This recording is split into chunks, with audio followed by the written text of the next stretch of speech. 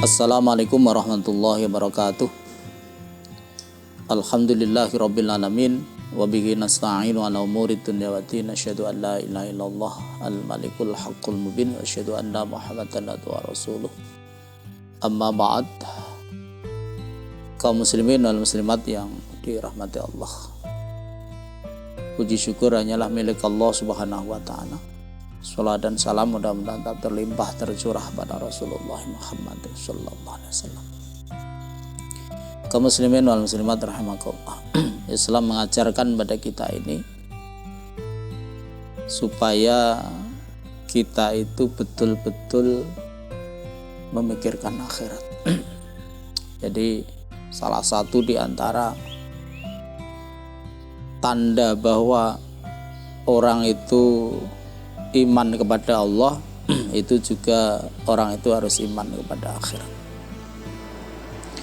Ini menunjukkan betapa iman kepada akhirat ini sesuatu yang sangat penting bagi kita sekalian. Kepastian terhadap adanya akhirat adalah sesuatu yang tidak boleh kita ragukan.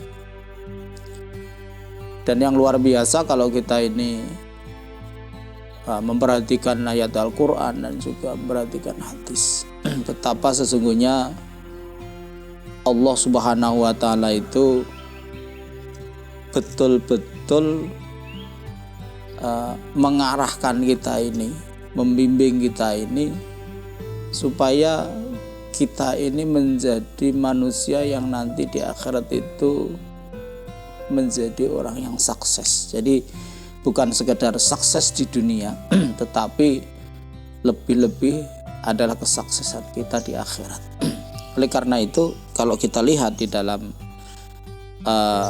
perjalanan kehidupan kita ini, semenjak kita ini berada di dalam kandungan itu, kita ini senantiasa dibimbing oleh Allah. Jadi di kajian ini saya ingin mengajak pada kita sekalian ini untuk melihat bimbingan Allah semenjak kita ini berada di dalam kandungan.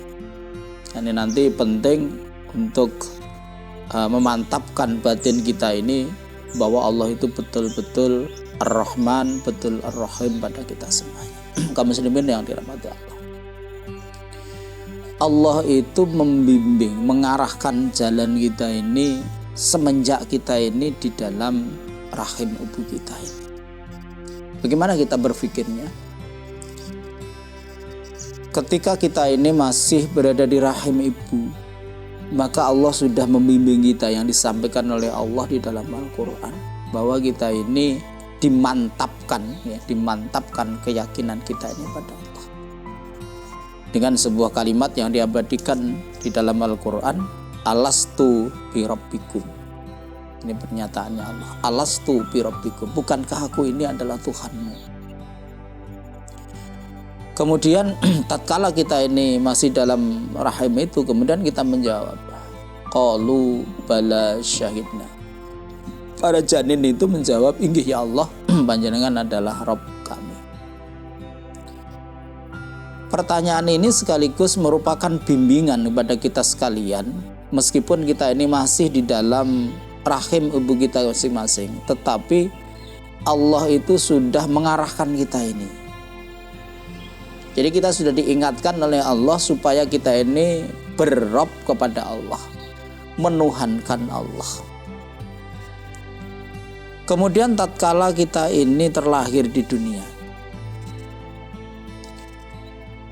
Allah memberikan gambaran melalui apa yang disampaikan oleh Luqmanul Hakim itu, bahwa orang tua ini harus mengarahkan nilai-nilai tauhid yang sudah ditanamkan oleh Allah ketika masih di dalam rahim itu, kemudian itu melalui orang tua supaya menggugah nilai tauhid itu. Jadi orang tua itu punya kewajiban di dunia ini, walaupun Allah hanya menyampaikan dalam bentuk narasi kisah, tetapi orang tua ini punya kewajiban, yakni untuk meneruskan apa yang telah Allah sampaikan kepada janin di dalam rahim itu supaya membimbing nilai-nilai agama dari putra-putranya itu. Makanya Allah menyampaikan kisahnya Luqmanul Hakim yang menyampaikan kepada anaknya, ya bunayya la tusyrik billah innasyirka la dzulmun adzim. Wahai anakku, janganlah kamu mensekutukan Allah. Jadi kenapa Luqman Hakim itu langsung jangan mensekutukan Allah? Karena memang di dalam jiwa anak yang terlahir itu sudah ada nilai-nilai keilahian. Sudah ada Rob di sana, sehingga orang tua ini punya kewajiban untuk menjalankan apa yang sebetulnya menjadi amanah dari Allah Subhanahu wa taala untuk membimbing anak itu supaya nilai-nilai keilahian anak itu tidak akan terkotori dengan berbagai kemusyrikan. Innasyirka la dzulmun adzim. Sesungguhnya syirik itu adalah perbuatan kezaliman yang besar. Kemudian Rasulullah juga menegaskan bahwa nilai-nilai agama dari anak itu sangat tergantung kepada kedua orang tuanya. Kullu mauludin yuladu 'alal fitrah fa abawahu yuhawidanihi ayunasfirani. Setiap anak yang dilahirkan itu dalam kondisi fitrah.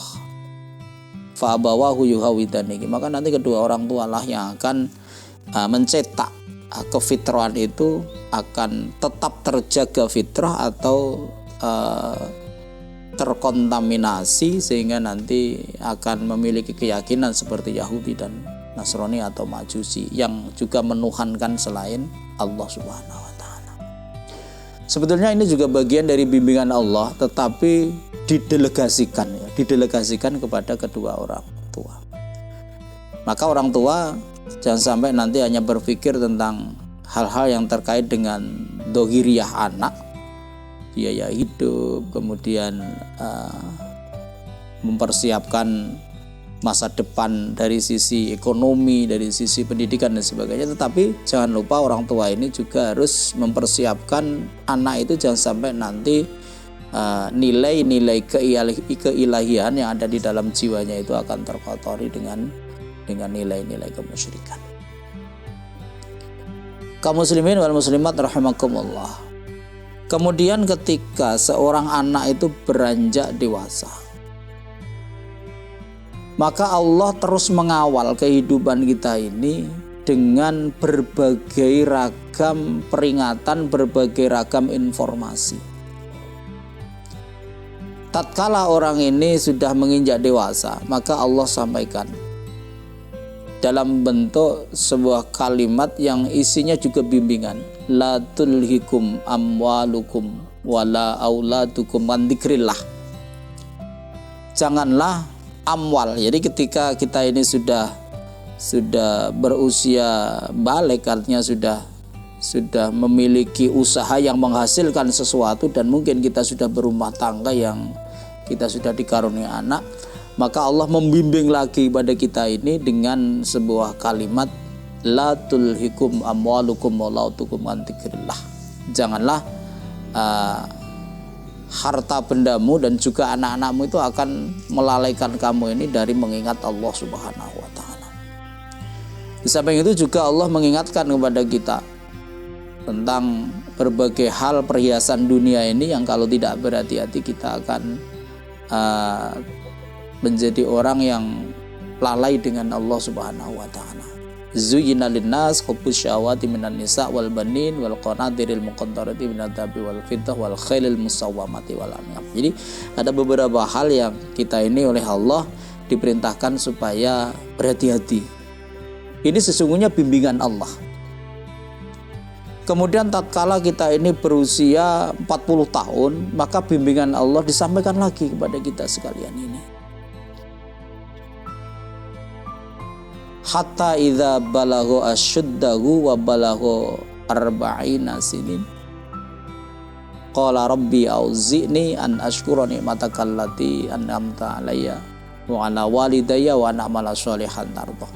Maka tatkala usia kita ini sudah mencapai usia yang maksimal kematangannya, yang digambarkan di situ ketika kita usia 40 tahun, Maka kita diarahkan oleh Allah supaya betul-betul menjadi orang yang mensyukuri nikmatnya Allah dan berupaya semaksimal mungkin untuk beramal soleh, dan juga mulai berpikir tentang kebaikan dari keturunannya. Ini sebenarnya bentuknya bimbingan Allah. Lah nanti tatkala kita ini sudah menjadi orang yang tua, Allah tetap membimbing kita supaya kita ini tetap menjadi orang yang istiqomah di dalam agama. Bahkan Rasulullah menyampaikan, siapa yang di akhir kalamnya, di akhir kalimatnya nanti la ilaha illallah, maka dia itu berhak masuk surga. Ini juga bimbingan Allah. Oleh karena itu kaum muslimin dan muslimat rahimakumullah, semua bimbingan Allah ini kalau kita mau renungkan adalah bagian dari rahman dan rahimnya Allah. Ini adalah bagian dari kasih sayangnya Allah yang diberikan pada kita. Dengan kata lain, seakan-akan kita bisa mengambil kesimpulan Allah itu tidak rela kalau kita ini nanti masuk nerakanya Allah. Allah itu berharap kita ini akan menjadi calon-calon penghuni surga dengan adanya bimbingan yang terus-menerus, dengan adanya hidayah yang oleh Allah itu terus diberikan pada kita untuk mengawal perjalanan kehidupan kita ini. Maka kita ini punya satu pemikiran, seharusnya kita ini punya satu pemikiran bahwa Allah itu tidak pernah melepas kita ini.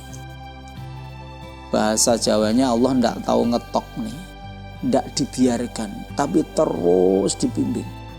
Harapannya itu adalah kita nanti menjadi orang yang betul-betul di akhir hayat kita itu menjadi orang yang husnul khotimah, yang kemudian dijamin oleh Allah masuk surga.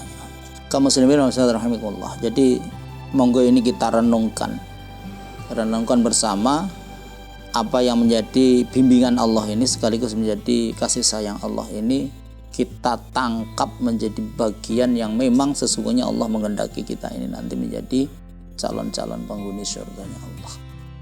Mudah-mudahan bimbingan Allah yang terus ini kita sadari dan kemudian kita aplikasikan di dalam kehidupan kita masing-masing. Mudah-mudahan Allah Subhanahu wa taala senantiasa memberikan bimbingan pada kita, dan sekaligus kita ini diberi kemampuan oleh Allah untuk menangkap bimbingan itu sehingga betul-betul kita nanti menjadi orang yang fit dunya hasanah wa fil akhirati hasanah wa qina adzabannar. Nasrun minallah wa fathun qarib wa basyiril mu'minin. Assalamualaikum warahmatullahi wabarakatuh.